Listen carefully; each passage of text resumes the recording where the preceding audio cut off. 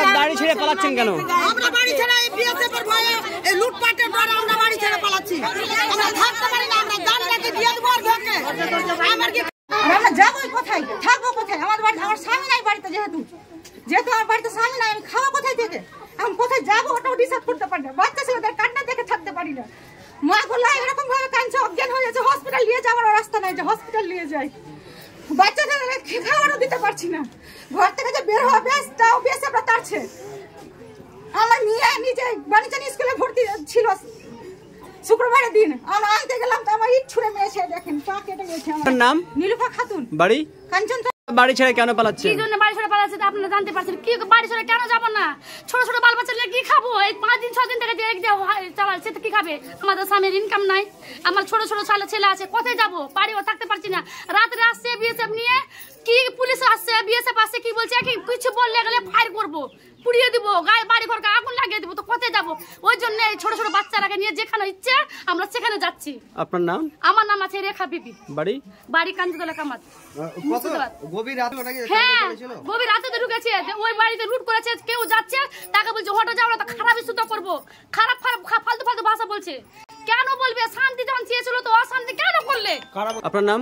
আমার নাম রেখা। বাড়ি? বাড়ি কাঞ্চতলা কামাত, ধুলিয়ান, 12 নম্বর ওয়ার্ড। ধুলিয়ান। কেন পালাচ্ছেন? এই তো আমাদেরকে এসে রাত্রে বেলা লুটপাট করছে, ই করছে, আমরা কিভাবে থাকবো? পুলিশরাই করছে তো কিভাবে থাকবো আমরা? ওই জন্য বাড়ি ছেড়ে পালাচ্ছি। আমরা কিভাবে থাকবো? আমাদের ছেলে মেয়ে কোথায় যাবো আমরা? আমাদের বেড়ে ছেলে কোথায় যাবো? আমরা খাবো কোথায় থেকে? কি করবো আপনারা বলেন? কোথায় গিয়ে থাকবেন? কোথায় থাকবো, কোথায় যাবো, কিভাবে বলবো? কোথায় যাবো? যেখানে যাবো সেখানে চলে যাবো। এখন ডিসাইড করবো নাকি কোথায় যাবো? কিভাবে বলবো আমরা কোথায় যাবো? সেটা তো ডিসাইড করতে পারছি না। কোথায় বাড়ি আপনার? আমাদের বাড়িতে একটা ধুলিয়ান, মুর্শিদাবাদ, কাঞ্চনতলা কামাত। আপনার নাম? আমাদের বাড়িতে জান্না কপাট সব যা ছিল সব ভেঙে দিয়েছে, ভেঙে দিয়ে আমরা বলছি তো বেশি রকম ই করছে, আমাদের উপরে ফায়ার দেখাইছে। না আমরা থাকতে পারি না, আমাদের ছেলে পিলা আতঙ্ক হয়ে গেছে, আমার বাচ্চাটা অসুস্থ হয়ে গেছে। এইগুলো কে ভোট না নিবে? আমরা থাকতে পারবো?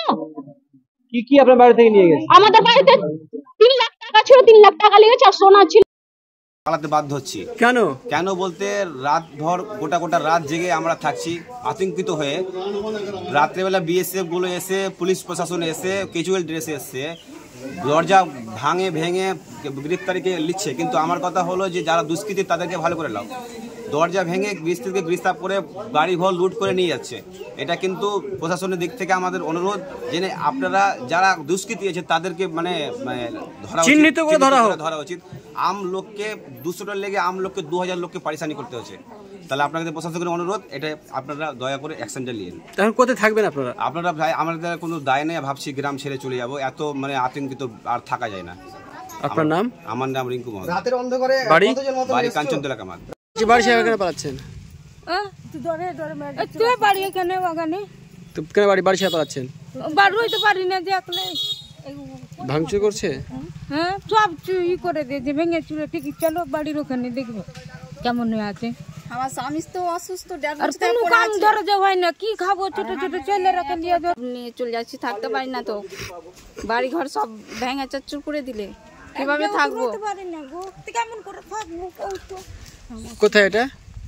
শামসারগঞ্জ পড়ছে। আপনার নাম? নাজিমা খাতুন। আমাদের বাড়িতে আক্রমণ করেছে এরকম ভাবে, আমরা থাকতে পারি না। তুমি এইভাবে বলতে, আমরা বাড়ি ঘর ছেড়ে পালাচ্ছি।